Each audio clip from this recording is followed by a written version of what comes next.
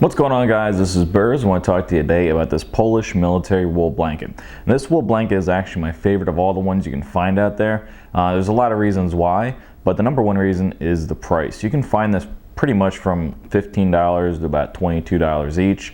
They're relatively large at the 60 by 80, give or take a few inches. But let's get down to talking about some of the specifics here with this blanket. Now, first of all, what you're going to see when you you get one of these blankets from numerous different places. Where I got this one was Coleman's.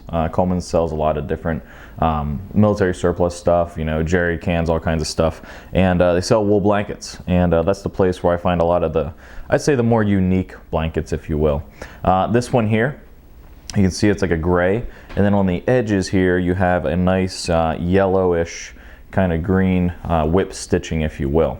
And it's done down through both sides, and it's very well done. You don't have to worry about this coming apart at all. And the thing that really separates this wool blanket from some of the other ones, like the Italian wool blanket, is the fact that it is plush. It definitely is. It's not super dense and compact, and if you have super dense and compact, what you're going to have is something that's not going to keep you as warm as something like this, which is a little bit more plush, if you will, a little more fluff to it. And that's what you want to look for when you look at these wool blankets. If you go to a flea market, if you go online and you look at the different thicknesses, if you can, you want something that has a good thickness to it. And of all the Polish military wool blankets I have, this one definitely has they have a lot of plushness to them. And like I said, for the price, Coleman's has these right now at the time of this video for $19. You're looking at 60 by 80, which is really close to what the Italian wool blanket is. But like I said, what you're getting is a nice heavyweight blanket that, in emergency situations is going to do you, real good. The one other thing that I noticed with this is when a lot of people ask me, and I'll probably make a video about, how do you get the smell out of wool blankets after you purchase them? These military wool blankets, how do you get the smell out of them, because they smell like mothballs or storage. And what I do is it's pretty simple. I just take it outside and I set it outside for a week. I'll put it on top of chairs or something, let it air out for a week. What really gets out that smell is actually the sun. The UV rays is actually what breaks down the mothball smell and the chemicals that come along with that. So that's a little tip there you can get in this video. But this blanket, when it comes to getting rid of that smell, actually seems to get rid of that smell better than most of the other ones I have.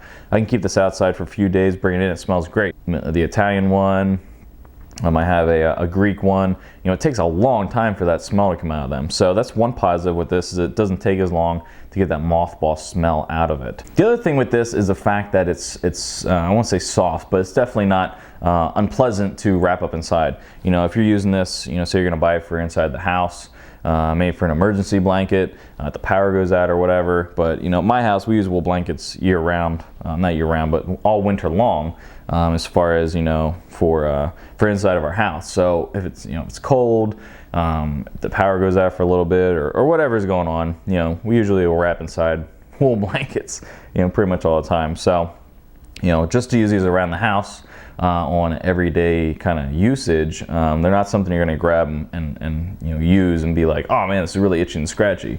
Where, and not Ren and Stimpy, the itchy and scratchy show. But here's a Greek military wool blanket, and this thing is really, really coarse, really, really rough as far as the texture goes. It's not something that you're going to want to be, rolling around in naked if you're into that kind of thing. But I definitely like this one overall, just because also it is really the feel of it is really good as well. If you're looking for a great wool blanket, one that's made really well, one that has some good size to it, some good weight, and it's really warm, you really can't go wrong with this compared to if you don't want to spend the $50 for the Italian one. You don't need to spend $50 for the Italian one. The Italian one is not the only bomb-proof blanket out there, in my opinion, and I think this Polish one keeps up with it every step of the way.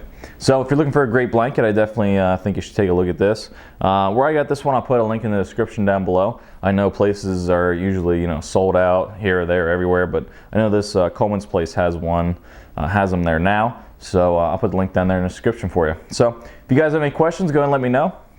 If you guys have your wool blankets and what you like and where you get them, go ahead and put that in your comments down below. And until next time, later.